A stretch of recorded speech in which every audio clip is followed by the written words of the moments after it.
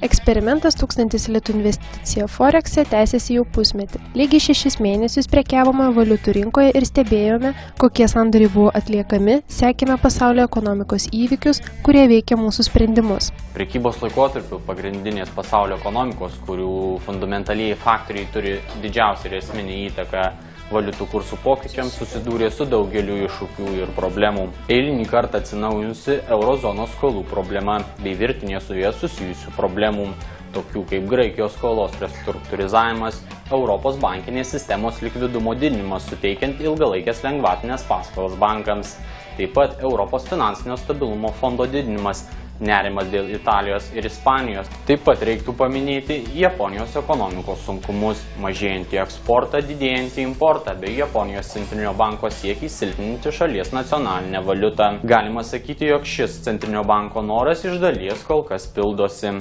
Mūsų prekybos laikotarpiu Japonijos jena JAV dolerio atžvilgiu buvo susilpnėjusi daugiau kaip 9%. Nors JAV ekonomika jau kelis mėnesius iš eilės rodo atsigavimo ir augimo ženklus, tačiau Amerikos vyriausybė buvo priversta net 2 kartus didinti šalies skolinimosi ribą. 2011 m. spalio 28 d. 1000 litų buvo pervesta į prekybinę Real Trade sąskaitą. Tuo metu JAV dolerio Lietuvos lito kursas buvo 2,46,24 už vieną JAV dolerį. Balandžio 26 dienos JAV dolerio Lietuvos lito kursas buvo 2,56,41 už vieną JAV dolerį. Mes supratome, skaitytojai taip pat pastebėjo, jog savo kapitalą dar nepradėjus prekybos susijome su rizika, nes valiuta buvo pasirinkta doleriai, o ne eurai. Tačiau sprendimas buvo priimtas teisingas, taip mums atnešė 4,13% pelno. Per 6 mėnesių laikotarpį atlikome 71 sandorį, 32 pardavimo ir 39 pirkimo sandorius. 58 sandoriai buvo pelningi ir 13 nuostolingų. Pelningi sandoriai sudarė daugiau nei 80% visos prekybos.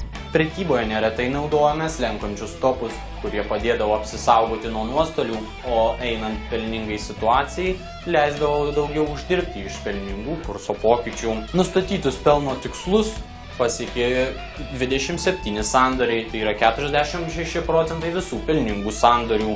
Net 12 sandorių, kurie sudaro 21% pelningų sandorių, užsidarė suveikus slenkančiam stopui.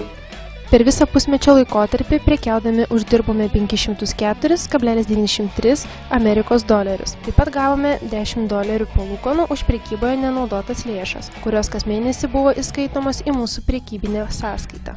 Mes ne tik padvigubinome savo kapitalą, tačiau pasiekime daug didesnį nei galėjome tikėtis pelną.